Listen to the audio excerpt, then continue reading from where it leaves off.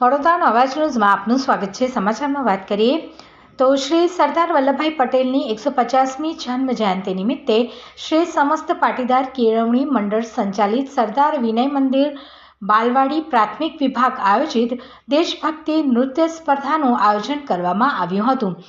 સ્પર્ધા શરૂઆત દીપ પ્રગટાવીને કરવામાં આવી હતી, જેમાં શ્રી સમસ્ત કેળવણી અનુજભાઈ પટેલ મંડળના પ્રમુખ ઉપપ્રમુખ પુષ્પાબેન પટેલ, મંત્રી શ્રી સુરેન્દ્રભાઈ પટેલ, ટ્રસ્ટી શ્રી દિલીપભાઈ પટેલ, ટ્રસ્ટી શ્રી આશીષભાઈ પટેલ તથા સ્કૂલના પ્રિન્સિપાલો, ટીચરો તથા મોટી સંખ્યામાં વાલીઓ ઉપસ્થિત રહ્યા હતા।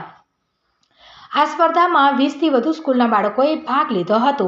બાળકોએ અલગ અલગ ગીતો પર ખૂબ જ સરસ પરફોર્મન્સ કર્યું હતું। સ્પર્ધાના અંતમાં શહીદોને મોબાઈલની ટોર્ચ ચાલુ કરીને શ્રદ્ધાંજલિ આપી હતી। ત્યારબાદ વિજેતાઓને ટ્રોફી આપવામાં આવી હતી। સાહેબ, ખૂબ જ સરસ આયોજન કર્યું છે સ્કૂલમાં। આજે કઈ સ્કૂલમાં પ્રોગ્રામ રાખ્યો છે અને કેટલી સ્કૂલોએ ભાગ લીધો છે? સરદાર છાત્રાલયના નેજા હેઠળની સરદાર વિનય મંદિર સ્કૂલમાં પ્રોગ્રામ છે। લગભગ 12 સ્કૂલોએ ભાગ લીધો છે।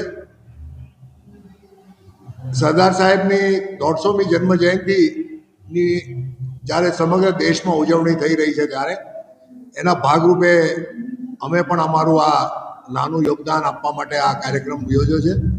સ્કૂલના બાળકોની અંદર સરદાર સાહેબ માટેનો પ્રેમ, સરદાર સાહેબ માટેની આસ્થા અને ખાસ કરીને સરદાર સાહેબના વિચારોમાં વિશ્વાસ ઊભો કરવા માટેનો અમે પ્રયત્ન કરીએ છીએ, કાયમ પ્રયત્નશીલ રહીએ છીએ અને અમારી ઉપર સરદાર સાહેબના ખૂબ આશીર્વાદ છે। આ જ આંગણમાં, આ જ શાળાના છાત્રાલયના આંગણમાં 1946માં એ પોતે પધાર્યા હતા।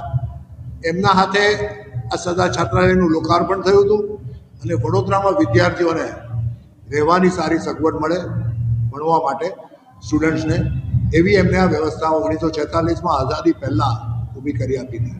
અમે હંમેશા એમનો ઋણી રહીશું અને એમના આશીર્વાદ હંમેશા અમારી શાળાના વિદ્યાર્થીઓ ઉપર, શિક્ષકો ઉપર અને આચાર્યશ્રીઓ ઉપર રહે એવી પ્રભુને પ્રાર્થના કરીએ છીએ।